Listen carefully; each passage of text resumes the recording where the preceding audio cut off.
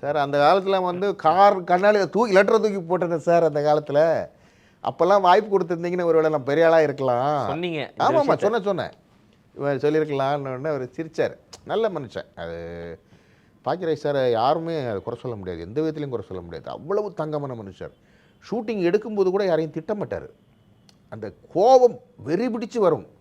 அதை கையில் ஒரு கர்ச்சிப் வச்சுருப்பார். அந்த கர்ச்சிப்பில் கால் வேசி காணாமல் போயிடும் அந்த கோபத்தில்.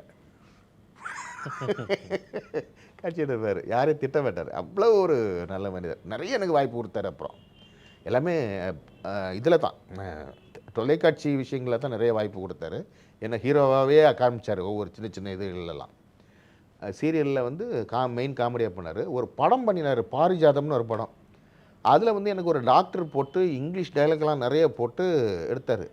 பாக்கியராஜ் சார் பொண்ணும் பிருதிராஜும் நடிச்சிருப்பாப்புல. ஃபுல்லாக இங்கிலீஷ் டைலாக்காக இருக்கும். கிடந்து சிரிப்பார். அது சிரிக்கிறதுனா அவர் மட்டும் இல்லை, பூர்ணிமா மேடம், சாந்தனு, பாக்கியராஜ் சார், பொண்ணு எல்லாரும் உட்காந்துட்டு சிரிச்சு நடப்பாங்க. என்ன நம்மளை டைலாக் பேச விட்டு நம்ம விட இங்கிலீஷ் டைலாக் டக்குன்னு வராதில்ல.